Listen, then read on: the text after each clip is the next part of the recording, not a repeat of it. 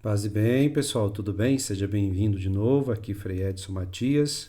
Então, aqui seu professor de teologia, de espiritualidade e também do aprofundamento da tradição mística cristã.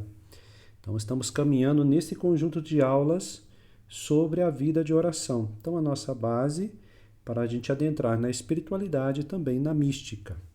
Então, se você quer apoiar esse trabalho, por favor, tem um link embaixo do Apoia-se. Você pode lá começar com R$ 5 por mês, tá bom? Ou também ser membro do canal aqui do YouTube. Tem dois valores aí, então você escolhe, tá? No Apoia é bom que você pode escolher o valor que você quiser, tá? A partir de R$ 5. Quer dar 5, quer dar 10, quer dar 20 por mês, você que sabe. Muito bem. Vamos continuar então a nossa meditação, estudo da vida de oração, a vida de oração cristã, aqui a partir do Catecismo da Igreja Católica. Então, nós estamos neste número 2650, 2650. Nós estudamos a tradição de oração no Antigo Testamento, Davi, Salomão, Moisés, depois os primeiros, a oração da Virgem Maria. Depois nós falamos sobre a oração de intercessão, oração de ação de graça, de louvor. Tem muito material aqui para você, basta ir voltar nos vídeos, tem um longo percurso aí. E são aulas aí de 20 minutos, 30 minutos, às vezes até menos, 15, tem algumas, que você pode ver de uma vez, fazer suas anotações, voltar quando quiser, às vezes que quiser. E você vai perceber o tanto que você vai aprofundar, vai melhorar na sua compreensão de espiritualidade, de vida de igreja, de vida pastoral. Então, a riqueza, não perca. Vamos lá. A oração não se traduz à tradição da oração. A oração não se traduz ao brotar espontâneo de um impulso interior. Para orar é preciso querer. Então, é preciso se mexer, se colocar em postura, né? Então, Romano Guardini fala sobre isso, né? Sobre essa preparação para rezar, né? Então é preciso se colocar, ter essa intenção, né? Ir até. Tampouco basta saber o que a Escritura revela sobre a oração. É preciso também aprender a rezar, né? Então, tampouco basta simplesmente saber, é preciso iniciar a prática. É como a gente, assim, entender de atividade física e não fazer atividade física. Então, se a gente não faz, a gente só fica na teoria e não vai saber o que é realmente a vida de oração. Ora, é através de uma transmissão viva, a tradição sagrada, que o Espírito Santo na igreja, crente e orante, ensina os filhos de Deus a orar. Então a gente pode falar que a igreja é uma escola de oração, é uma escola de prática, ok? Então quando você adentra na igreja, você vai na missa, tá todo mundo rezando, não é verdade? Por quê? Porque é prática, a oração é prática, não é uma teoria, não é sobre, né? A tradição da oração cristã é uma das formas de crescimento da tradição da fé, particularmente pela contemplação e pelo estudo dos crentes que guardam no seu coração os acontecimentos e as palavras da economia da salvação. Aqui, economia, estamos lembrando plano, né? Plano de Deus, né? Processo, caminho, pedagogia. Então a gente compreende com essa palavra economia. Pode resumir, né? Porque a gente fala economia hoje só pensa em dinheiro, né? Mas não, né? É esse plano divino, esse processo de salvação pedagógico da misericórdia de Deus para com seu povo, até a chegada à plenitude, até o caminhar da igreja hoje. Muito bem. E pela penetração profunda das realidades espirituais que eles experimentam. Aqui a gente começa a adentrar nessas fontes, nessas águas, né? Nesse brotar da oração.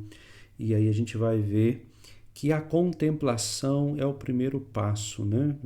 É no sentido de nos colocar diante de Deus e começar a dialogar com Ele, a escutar, a contemplar as suas maravilhas, Ele mesmo.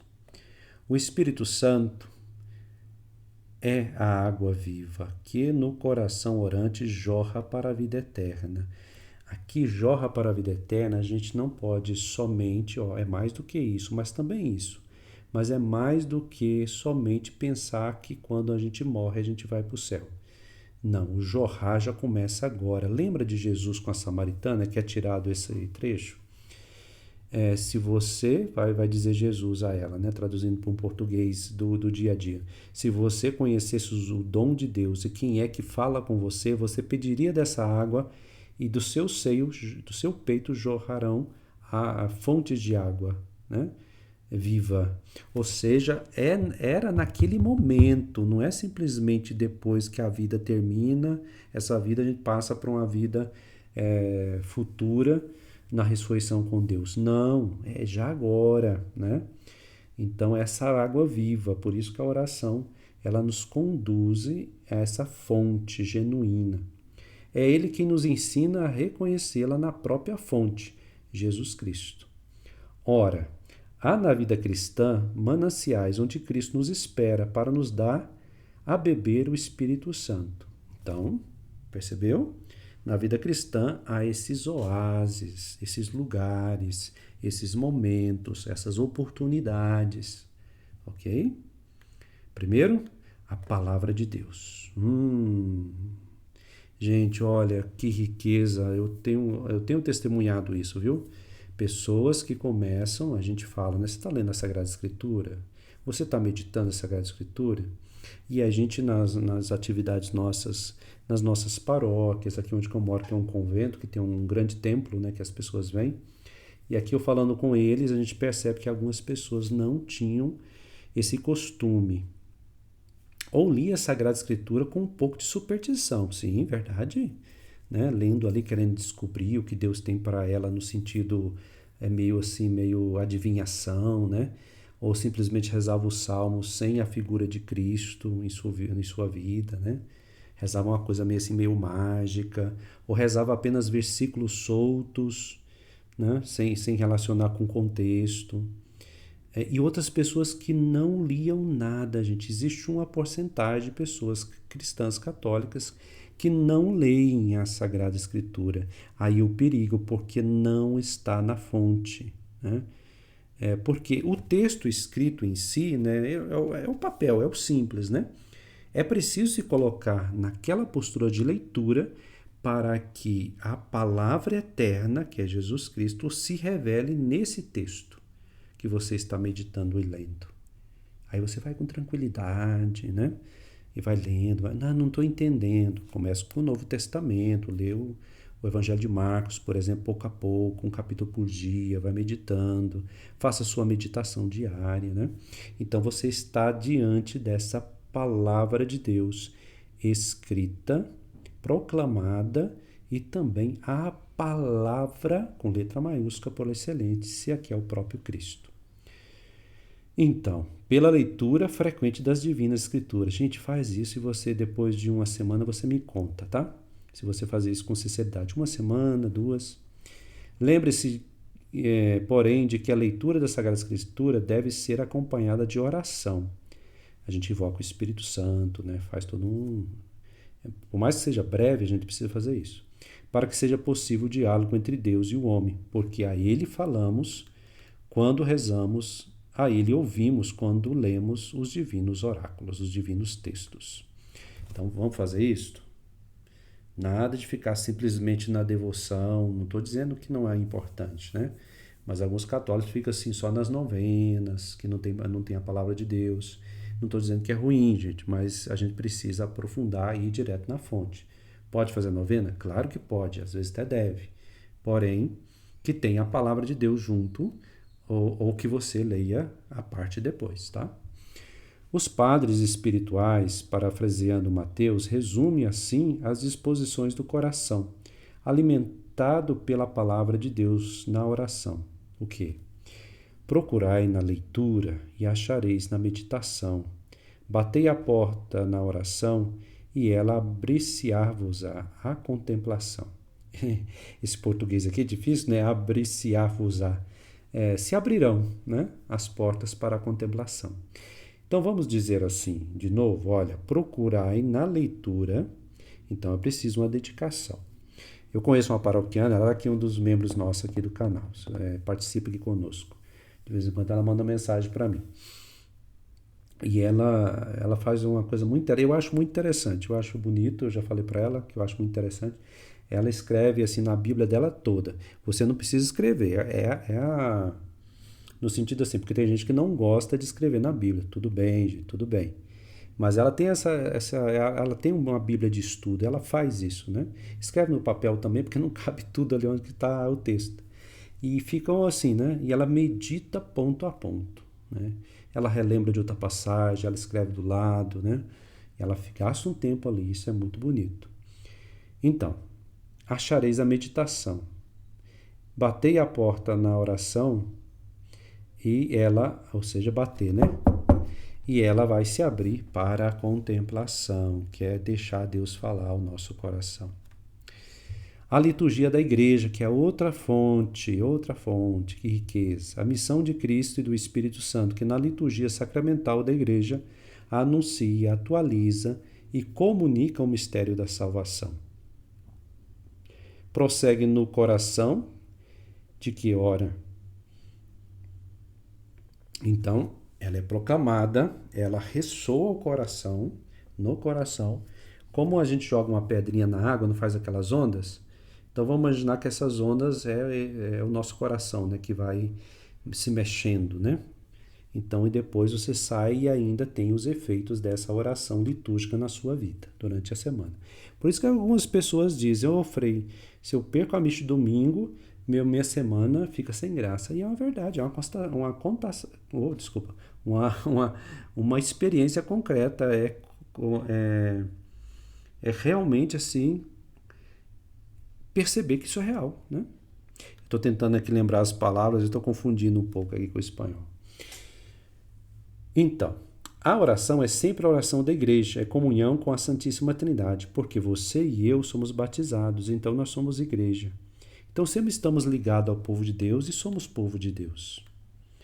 Bom, dentro das fontes da oração, as virtudes teologais. Entra-se na oração como se entra na liturgia, pela porta estreita da fé, através dos sinais da sua presença. É a face do Senhor que nós buscamos e desejamos. É a sua palavra que nós queremos escutar e guardar. Gente, resumindo esse trechinho aqui, é dizer assim: buscai o reino de Deus e tudo mais vos será acrescentado. As nossas petições têm que ser voltadas principalmente para que Deus nos dê a sua graça. E depois, claro, vamos rezar pelas pessoas, pela situação, pela paz no mundo, pelos nossos parentes, ok? Mas vamos lembrar que o quê? Vamos pedir, principalmente desejar o encontro com o Senhor. O Espírito Santo que nos ensina a celebrar a liturgia na expectativa do regresso de Cristo. Educa-nos para orar na esperança. Frei, estou um pouco confuso. Como assim? Cristo está conosco ou não está? Aqui a gente está falando do encontro definitivo, né? Então a gente está falando desse processo de ressuscitar em Cristo, né? Mas Ele está conosco, dentro de nós, na Eucaristia, na vida com os irmãos, né? E a gente pode ver os seus sinais nos acontecimentos da vida. E vice-versa, a oração da igreja e a prece pessoal nutrem em nós a esperança. É preciso caminhar com esperança. A esperança não é esperar de braços cruzados, é fazer a nossa parte, em rumo à ressurreição. Particularmente, os Salmos, com a sua linguagem concreta e variada, ensina-nos a fixar em Deus a nossa esperança. O que vai dizer o Salmo 40? Esperei no Senhor com toda a confiança e Ele me atendeu, ouviu o meu clamor. Deixa eu contar uma coisa para vocês. Nessa semana que eu encontrei um casal aqui, ele veio para a direção, ele me contou da vida dele, né? E é muito interessante como o casal cultiva a vida de oração, rezando os salmos, né? Não são só os padres e os monges que rezam salmos. Conheci outro casal quando eu morei no interior do Goiás, em Piracanjuba. É um casal também que faz a liturgia das horas, o saltério, né? O breviário. Você pode ter acesso a isso ao aplicativo no celular chamado iLiturgia. Então, a letra I, depois seguido de liturgia. iLiturgia. Você vai encontrar, você pode baixar e ter aí a palavra de Deus diária, os salmos. Você pode ter a oração da manhã, a oração do meio-dia, da tarde e da noite. Muito rico. Que o Deus da esperança nos enche de toda alegria e paz na fé, para que transbordeis de esperança pela força do Espírito Santo. A esperança não engana, gente, porque o amor de Deus foi derramado nos nossos corações pelo Espírito que nos foi dado. A oração, formada pela vida litúrgica, vai nutrir, vai aurir todo o amor com que somos amados por Cristo e que nos dá a graça de lhe corresponder. É o próprio Deus que nos ajuda a nossa fraqueza a amá-lo como convém, amando como ele amou, a Deus e aos irmãos, porque se a gente diz que ama a Deus, mas não ama os irmãos, estamos mentindo, né? É lógico que é um processo, não vai assustar com essa frase quando você lê ela na Bíblia, né, no texto sagrado, nem com ela aqui eu falando novamente. É um processo, gente, tá? É difícil o amor. Não vai achar, eu não gosto de tal pessoa. Calma, gente, vamos com calma, tá? O amor é a fonte da oração. Quem bebe dessa fonte atinge os cumes da oração. Então, quando nós falamos oração, nós estamos falando mais de afeto, de busca, do que simplesmente um conjunto de fórmulas. As fórmulas por si só, os textos escritos já prontos, ou as orações que nós conhecemos mais tradicionais, Ave Maria, Pai Nosso, Santo Anjo, né, Salve Rainha, se eles não tiverem, não forem nutridos, rezados no amor, eu sei que às vezes é difícil, tá? Não existe perfeição nisso, às vezes nós distraímos, às vezes está mais difícil tem dia, mas no geral, né, se a gente não faz no amor, eles são como vazios, como um violão desafinado, um sino que retine, ok? E vamos escutar então esse trecho. Eu vos amo, ó Deus, e o meu único desejo é amar-vos até o último suspiro da minha vida. Amo-vos, ó meu Deus, infinitamente amável, e antes quero morrer e amar-vos do que viver sem vos amar. Amo-vos, Senhor, e a única graça que vos peço é de vos amar eternamente. Meu Deus, se a minha língua não pode dizer a todo momento que vos amo, quero que o meu coração o repita tantas vezes quantas eu respiro. Então, essa aqui é a voz dos santos, né? Aqui tem depois eu vou ver se tem aqui embaixo quem é que diz isso, tá bom? Então, hoje, quais são as fontes? O hoje, né? Aprendemos a orar em certos momentos, escutando a palavra do Senhor e participando do seu mistério pascal. Mas a cada momento, nos acontecimentos de cada dia, o seu Espírito é nos oferecido para fazer brotar a oração do nosso coração. O ensinamento de Jesus sobre a oração ao nosso Pai está na mesma linha que o ensino sobre a providência. O tempo está nas mãos do Pai. É no presente que nós o encontramos. Vamos pensar isso? Não é no amanhã, não foi ontem, é agora, é no presente que nós o encontramos. Eu não sei se é Santa Teresinha ou Santa Teresa, né? Que vai dizer eu rezo no presente, porque não posso rezar no passado e nem no futuro. Né? Eu rezo no presente. Não ontem nem amanhã, mas hoje. Né? Aqui reforma. Com certeza está tirando dessa tradição, não está aqui a referência, mas com certeza aqui tem a fala dos santos, né? Quem dera ouvisseis hoje a sua voz, não endureçais os vossos corações. Então é hoje, gente. O tempo oportuno é hoje.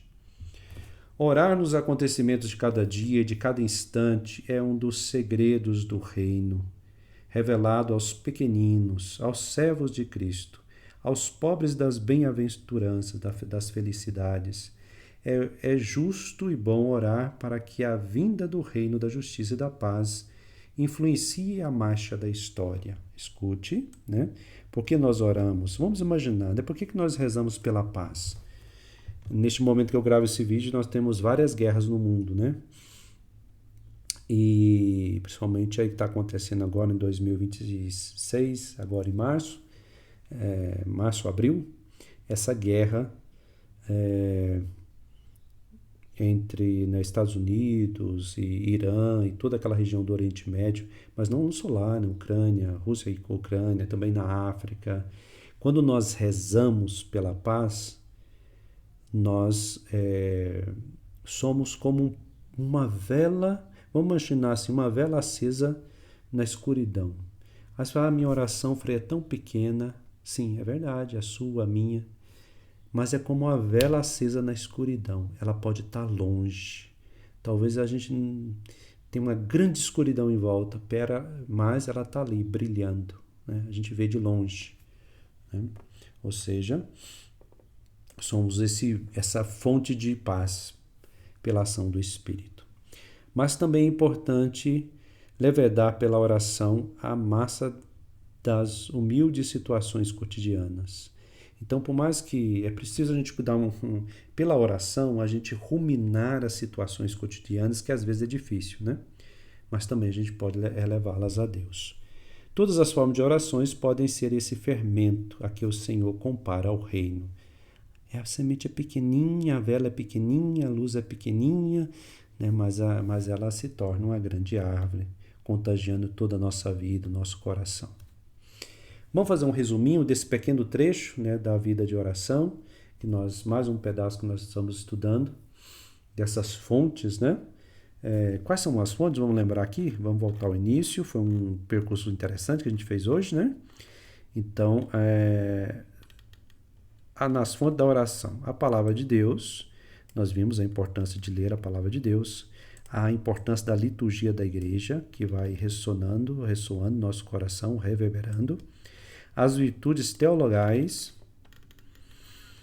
e o hoje. Né? Hoje é fonte também. E agora vamos resumir essa aula, então? Vamos lá. É por meio de uma transmissão viva pela tradição que na igreja o Espírito Santo ensina os filhos de Deus a orar. A palavra de Deus, a liturgia da igreja, as virtudes da fé, da esperança e da caridade são fontes da oração. Muito bem, gente. Chegamos no final dessa aula, então conta aí com a sua participação, sua contribuição também como seu professor de teologia e também de espiritualidade. Vamos nos encontrar no próximo vídeo? Persevere. Abraço com Deus. Deus te abençoe.